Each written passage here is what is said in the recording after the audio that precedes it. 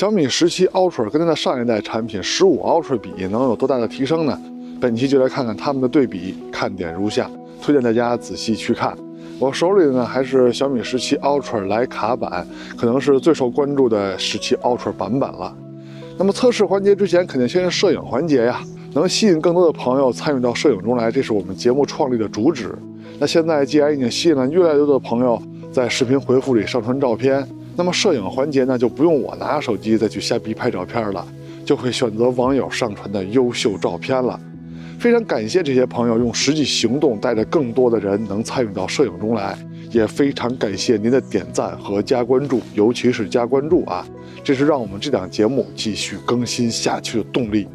那下面就看看本期的攝影環節有哪些網友的攝影作品入選了吧。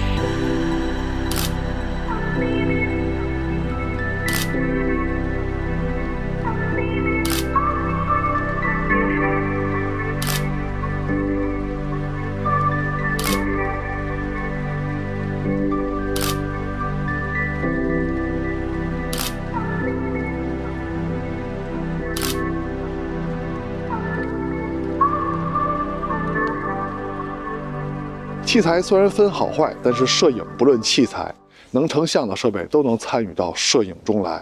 歡迎收看 ZPH， 別忘了點讚和加關注支持我們啊！那下面就看看這兩台設備的表現吧。先說一下兩台手機的後攝焦段配置。17 Ultra 是主攝超廣角2顆定焦鏡頭加一個光學變焦鏡頭，3.2倍到4.3倍的長焦鏡頭。那麼15 Ultra 呢是4顆定焦鏡頭，主攝超廣角3倍的中焦跟4.3倍的長焦。那也有人說17 Ultra 的3.2倍到4.3倍的這顆光變鏡頭呢是連續光變鏡頭。反正這名詞兒到了手機上啊全變，光變就是光變，定焦就是定焦。你說手機的內存呢，它不叫內存，叫運存。這硬盤呢不叫硬盤，叫存儲也行啊。不姐，到手機這兒它叫內存了。那索尼幾年前呢就用上了光學变焦的長焦鏡頭，那當時我測試的結果呢就是它的光學質量一般啊，跟定焦鏡頭比呢也就那麼回事兒。那咱們到了長焦環節呢，也看一下這次17 Ultra 上的光學变焦的長焦鏡頭表現如何。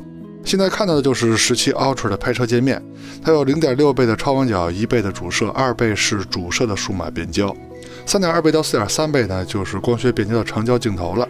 那最上面的 8.6 倍呢是4.3倍的數碼變焦。當然了，這回小米17徕卡版的變焦方式，除了在屏幕上來回點和用手滑動以外呢，也可以通過它後攝區域這個可以轉動的變焦環來實現變焦。當然這是默認設置下啊，這個變焦環呢，你也可以設置成加減曝光和調節色溫。這個變焦環的操作手感呢，是我用過手機上調節變焦、調節色溫手感最好的操作方式了，肯定是比機身側面那種觸摸式的拍攝按鍵要好用得多，當然也脆弱很多。它一定是一個消耗品，你玩的越多，它的手感就會變得越差。那現在看的就是這顆光學變焦的長焦啊，從 3.2 倍變到 4.3 倍的焦段變化。老實說，這個焦段變化的幅度實在是太小了，我覺得它有意義，但是沒有意思。那有沒有又有意義又有意思的東西呢？有。這回17 Ultra 徕卡版上有一個自己獨有的2種色彩模式，叫徕卡一瞬。這個模式架裡邊有2種色彩模式，一個是模擬 M9 的色彩模式，一個是模擬 M3 胶片相機裝上 Motopan 50黑白膠卷之後的色彩模式。胶片相機的色彩模式我能理解啊，但是 M9 的色彩模式，我不知道大家用沒用過徕卡相機啊。徕卡相機別說換一個相機換一個顏色了，就是相同的相機，就這 M9 相機吧，每升級一版固件都換一次顏色，我也不知道它模擬的是哪版固件下的顏色。再說一點，17 Ultra 拍攝界面中優化的地方，就是左上角這個徕卡生動、徕卡經典2种色彩模式的切换按钮，比原來大了很多。原来呢，直接看基本看不出来现在是什麼模式啊，必須點擊之後才能知道。那現在呢，直接看就能看出來了啊，這也是個進步。那現在看的就是17 Ultra 徕卡版它的4種大色彩模式的成片表現了。那分別就是徕卡生动、徕卡經典和徕卡一瞬里的2种色彩模式。前面我也說了，這個是我認為小米17徕卡版又有意義又有意思的地方。它鼓勵大家多去拍攝，多去嘗試自己喜歡的色彩風格，讓你在發現美的同時，再用你的情緒表達出來，培養你對攝影的興趣。順便糾正一下，有些人嘴裡的攝影就是為了追求色彩還原，就是為了追求跟肉眼看到的顏色一致的這種觀點啊。這裡要說一下啊，如果你拍完照片之後還有後期需求的話，那我建議你用徕卡生动，它能充分的保留亮部跟暗部的細節。如果你想拍完就直接出片的話呢，那你可以嘗試徕卡一瞬的这2种色彩，也許會給你驚喜，但是它不能保留充足的暗部跟亮部細節，尤其到了夜景環境啊，那基本就是拍完直接用了，它基本沒有再後期能力了。那現在是小米15 Ultra 的拍攝界面啊，還用細說嗎？大家都應該比較熟悉了吧，咱們就直接跳過了。2台手機在測試的時候，系統都已经升級到了最新正式版。那下面就正式对比它们每颗鏡頭在光學、在成像方面的表現了。我們還是先從主攝開始聊。從硬件參數上說，兩邊主攝的硬件上可以說是完全一致的，光圈大小稍微有那麼一點點區別。看實拍對比，測試方式呢就是默認設置，拿起就拍。兩邊在色彩風格上確實是有差異啊，當時用的都是徕卡生動。那麼從這點上來說呢，17 Ultra 肯定是換硬件了，要不然不可能跟15 Ultra 顏色有這麼大區別。但是這種整體的色彩變化呢，跟夜景那種局部的偏色是不一樣的，咱就不聊哪邊準了，因為每個人的屏幕顯示出來的顏色肯定是不一樣的啊，你喜歡哪邊的顏色，哪邊就是好的。那麼在最重要的解析力方面呢，兩邊倒是半斤八兩。再看一組對比也是如此啊，顏色風格的區別呢，確實不小。那麼中心解析力方面呢，兩邊依舊是同一水平。那在高清模式下，兩邊有沒有區別呢？先說色彩風格的差別，跟默認模式下是一樣的，這點還是挺統一的。那麼在解析力方面，你還別說，17 Ultra 的解析力更強，而且這還不是個例，我測試了很多個場景，高清模式下的解析力就是17 Ultra 的表現更好。那麼鏡組的光圈質量，也就是邊角畫質把控方面呢，這回17 Ultra 的光圈跟15 Ultra 是有變化的。我不知道鏡組有沒有變化啊，反正邊角畫質呢稍微下降了一點，但是17 Ultra 依舊是屬於非常優秀的邊角畫質把控能力。看另一個角的表現也是如此啊，也是稍微的比15 Ultra 差一點點，但是他們兩個的鏡組光學素質都是屬於很優秀的。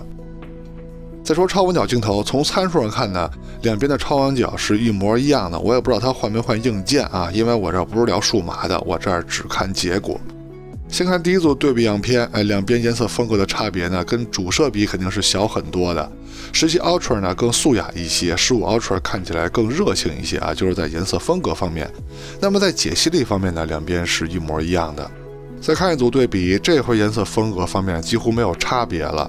那麼在解析力方面呢，兩邊還是一樣的。那麼在5000萬像素高清模式下，兩邊有沒有區別呢？沒有啊，顏色還是非常的統一，解析力還是一模一樣。那麼在鏡組的光學質量，也就是邊角畫質把控方面呢，兩邊略有區別，但是基本屬於同一水平。看另一個角的表現也是如此。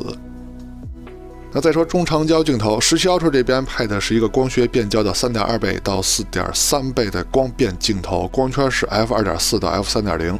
那15 Ultra 這邊呢是配了兩顆定焦鏡頭，一個是3.2倍的中焦，一個是4.3倍的長焦。那對比樣片呢，先從2倍數碼變焦開始看，它們都是主攝的數碼變焦，這個時候解析力的優勢是在15 Ultra 這邊啊。那麼這點對於17 Ultra 來說可不是什麼好消息。不過這回17 Ultra 升級的重點是這顆3.2倍到4.3倍的變焦鏡頭嘛。那麼先看3.2倍對比15 Ultra 的3倍啊，你還別說，解析力是17 Ultra 的更好。這還不算完，17 Ultra 的3.2倍是有2億像素高清模式的，15 Ultra 的3倍呢只有5000萬像素，解析力方面的差距是相當大的。可以再看一組對比啊，17 Ultra 3.2 倍的2.1像素，它的解析力確實比15 Ultra 的3倍5000萬像素要強太多了。它有這麼好的解析力呢，要歸功於多張合成。當你選到2.1像素，拿起相機拍的時候，它可能就會一直在拍攝照片。當你按下快門的一瞬間呢，屏幕就會提示你啊，拍攝已經完成了，但是你得等多張合成啊，屏幕上會出現一個動畫。有動畫的時候呢，你什麼也幹不了，你就等多張合成完成了啊，這張照片就能顯示了。然而15 Ultra 這邊呢，拍攝2.1像素高清模式的成像速度呢，肯定是比17 Ultra 要快很多的。雖然說拍完之後呢，你摁快門是沒有反應的，也得需要一定時間的處理，但是總體的用時肯定是比17 Ultra 要短很多的。现在是兩邊 4.3 倍的对比，17 Ultra 的 4.3 倍呢，就是光变鏡頭的最遠的焦段了，15 Ultra 的 4.3 倍呢，是單獨的一顆定焦鏡頭。那麼在解析力方面呢，兩邊差不多。那如果看樹枝的表現呢，是17 Ultra 的更好一點。两邊的 4.3 倍都有2亿像素高清模式。那麼這個時候的解析力方面啊，還真不好說哪邊更好了。如果看树枝的表現呢，確實還是17 Ultra 的更好。但是它的畫面呢有些發白，15 Ultra 那邊呢則有比較明顯的數碼處理痕跡。而且換了一個場景進行測試啊，還是看自然紋理啊。雖然說前面的樹枝呢也是自然紋理，但是在這組對比中，岩石的自然紋理處理上呢，17 Ultra 的表現就不太理想了，甚至有些重影兒。那麼15 Ultra 這邊呢，依然是有比較明顯的數碼處理痕跡。那只能說17 Ultra 4.3 倍的2亿像素確實沒有3.2 倍的2億像素表現強悍。那麼問題來了，17 Ultra 的3.2 倍的2億像素跟4.3 倍的2億像素在解析力方面誰更強呢？還好啊，不用擔心，確實是4.3 倍的2億像素表現稍微強了一點點，還算對得起這個光學變焦鏡頭吧。現在是兩邊 8.6 倍數碼變焦的對比，都是拍攝界面裡推薦你用的數碼变焦焦段啊。那麼這個時候解析力的差別呢就沒有什麼了，兩邊差不多。不過再從一些涂抹感跟數碼計算痕迹上来說呢，17 Ultra 的表現稍微強一點點。現在是30倍數碼變焦的對比，這個時候 AI 計算就會強行介入了。那麼這個時候17 Ultra 的表現是更強一些的。那麼這組可能有些人看不太出來，沒關係，咱們換一組啊。這組呢也是看岩石的自然紋理，在 AI 計算的加持下，17 Ultra 的表現確實更強。再看微距的對比，那這兩台手機呢都可以用超廣角數碼變焦的主攝來拍微距，也可以用長焦鏡頭來拍微距。那現在看到的就是超廣角數碼變焦到主攝的焦段來拍微距啊。两邊的效果呢比較接近啊，當然你也可以說17 Ultra 稍微強一點點，那這個跟對焦啊，還有當時拍攝的時候抖不抖有關啊，其實它倆差不多。但是用長焦拍攝微距，兩邊的差別就比較大了。17 Ultra 這邊的最近對焦距離是沒有15 Ultra 好的。那麼從這段錄屏呢，大家就能看出來啊，如果開啟了微距模式之後，17 Ultra 跟15 Ultra 呢都会用长焦鏡頭來拍微距了。但是這個時候17 Ultra 它總是顯示，離得再遠一些，離得再遠一些啊，至少要離30厘米以上。3.2 倍跟4.3 倍這兩個焦段拍攝微距都是這樣啊，就是離得太近，反正就對不上焦。那15 Ultra 在最近对焦距離方面肯定是比17 Ultra 要強了，虽然說它的微距也不咋地吧，但是相对于17 Ultra 來說，長焦微距肯定是要更強的，而且強很多。再說前攝，先看前攝自拍的表現，用的就是前攝的默認設置，沒有調其他的選項。那第一個場景呢是在陰影中，兩邊的表現都是非常優秀的，磨皮美顏呀、面部的清晰度啊，還有膚色呀，兩邊都是非常好的。那麼到了第二個場景呢，是陽光直射的场景啊。這個時候成片的效果就高下立判了吧？從膚色上來說，就是15 Ultra 的更好。17 Ultra 那邊的膚色呢，就算是能反映當時的環境啊，但是拍出來的效果肯定也沒17 Ultra 的好看。現在是前攝錄像的表現，兩邊的顏色方面的區別也挺大的哈。不過他們在清晰度跟防抖方面的表現還是非常接近的。而且當有強光照到臉上的時候呢，兩邊也都是有些過曝的。那麼他們現在的表現最大的區別呢，就是膚色的問題了。我個人覺得17 Ultra 這邊的膚色更好一些，當然如果你喜歡更沉穩、更黑一些的15 Ultra 那邊呢也行。再看人像拍攝的對比，用的也是手機人像模式的默認設置，就是大師人像模式啊。那麼第一個環境呢是陽光直射的環境，那麼它們兩個在顏色上的區別呢是有一些的，但是我還真不好說哪邊更好看。那麼第二個場景呢是在陰影中。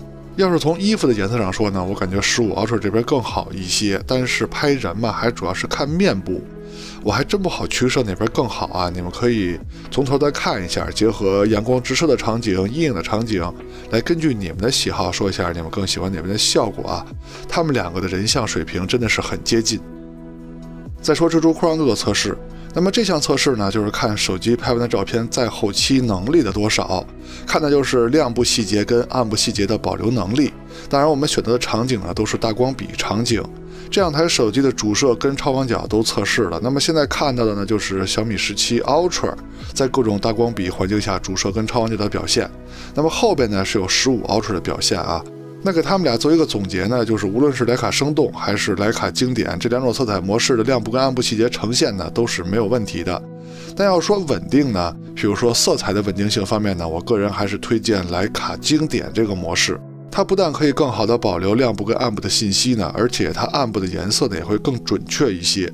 那麼這個特性呢，兩台手機都是同時具備的。那麼他們倆在這種大光比的環境下，無論是徠卡生動還是徠卡經典的表現也是非常接近的。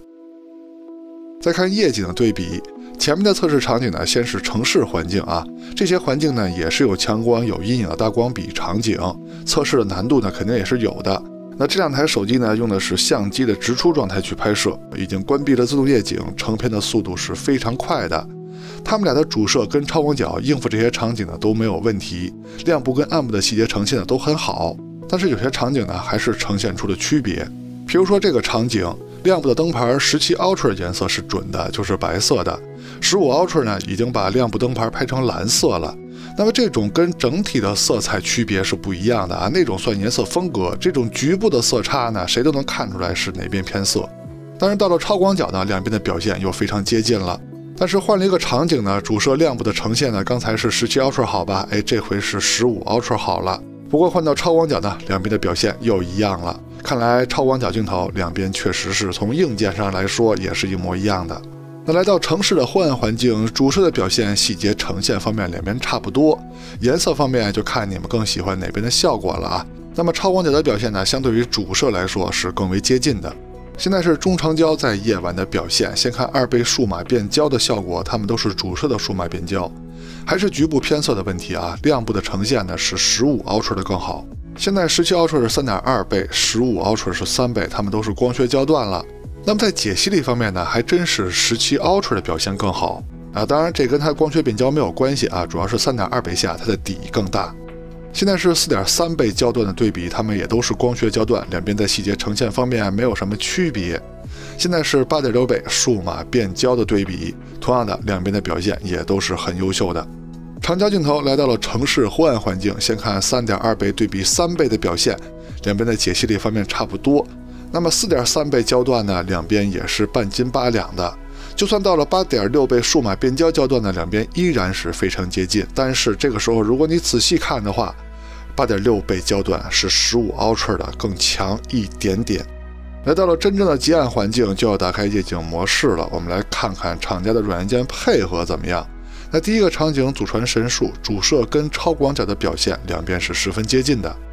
健身器場景兩邊顏色的區別還是挺大的，不知道你們更喜歡哪邊？要是說我個人的喜好呢，我喜歡17 Ultra 這邊的色彩，但是解析力方面啊，細節呈現方面15 Ultra 在這個場景下稍微強一點。超廣角的表現呢，兩邊半斤八兩。數理小路場景，主攝的顏色方面依舊是有差別的，這跟白天的表現是一樣的。反正只要是主攝拍，他們倆在相同模式下，顏色總有差別。那麼在細節呈現方面呢，這個場景兩邊倒是差不多。超廣角的表現呢，依舊是旗鼓相當的。那麼最後一個最難的場景，祖傳神速 Pro， 它倆能分出勝負嗎？分不出來啊，細節呈現方面兩邊差不多。那如果要說顏色方面呢，那就各位自己做主吧，你們喜歡哪邊的顏色哪邊就好啊。我個人呢傾向15 Ultra 這邊。視頻錄製用的是手機的默認設置，也是最接近現在社交軟件錄製的效果。現在是主攝白天手持走路的表現，沒有架子，沒有穩定器，兩邊的清晰度都是非常高的，防抖是非常有意思的啊。你看着是15 Ultra 這邊晃動的更大一些，但是它的晃動呢是有運動感的，而且你要看遠方的話，穩定性更強的反而也是15 Ultra。那兩邊的顏色是有區別的，你們更喜歡哪邊的效果呢？現在是超廣角的對比，两邊最大的區別呢是亮度的不同，17 Ultra 這邊更亮堂一些，但是清晰度跟防抖兩邊是同一級別的。現在是2倍數碼變焦的表現，它們都是主摄的数碼变焦，顏色方面依舊有区別，清晰度两邊都不錯，但是在防抖方面是15 Ultra 的表现更好。现在17 Ultra 是 3.2 倍，15 Ultra 是3倍，它们都是光学焦段了，两边在清晰度跟防抖方面都是非常优秀的。现在是 4.3 倍焦段的录像对比，两边在颜色方面这回就比较接近了，清晰度方面两边都很高，但是在防抖方面呢，我感觉是17 Ultra 的更好，15 Ultra 那邊怎么有点卡的感觉呢？现在是30倍数碼變焦的對比，都是他們最遠的錄像焦段了。這個時候我沒有想到啊，清晰度的差別還是挺明顯的，15 Ultra 的表現更優秀，防抖兩邊都是不錯的。現在是主攝夜晚錄像的效果，防抖方面是15 Ultra 的更好，但是15 Ultra 的鬼影呢是比17 Ultra 的更重的，解析力啊、清晰度两邊是差不多的。現在是超廣角的錄像表現，就說17 Ultra 的稍微強一點吧，強的有限。現在17 Ultra 是 3.2 倍，15 Ultra 是3倍。高亮部分的細節呈現呢，就說是17 Ultra 稍強吧，其實也沒強多少。兩邊在整體的細節呈現方面是差不多的啊，防抖也都差不多。現在是 4.3 倍焦段的對比，它們都是光學焦段，清晰度啊、防抖啊兩邊差不多，但是注意看高光部分，15 Ultra 的鬼影是非常明顯的，17 Ultra 是沒有這個問題的。這個是鏡頭裡邊各個鏡片的光學物理導致的，是沒法通過後期軟件升級解決的。現在是10倍數碼變焦的錄像效果，高光部分的顏色呢，我感覺是17 Ultra 的更好一些啊。除此以外呢，什麼防抖啊、清晰度啊這些，兩邊又是同一水平的了。終於到了最後一個環節了，這期的時長已經夠長的了，前面該說呢也都說了，結尾呢我也不想再說什麼了，也不想再總結什麼了，大家就說一下你們更喜歡哪台手機吧。或者說，如果你沒有小米的手機，你想換機的話，你現在會選擇剛出的17 Ultra 百萊卡呢，還是選擇更便宜的15 Ultra？ 那如果已經有15 Ultra 的，你是否會選擇換17 Ultra 呢？ OK， 到結尾了，看完前面內容，希望在選擇方面為您提供了幫助，也希望您能喜歡我們的節目，別忘了點讚和加關注支持我們啊！我們下期節目再見，拜拜。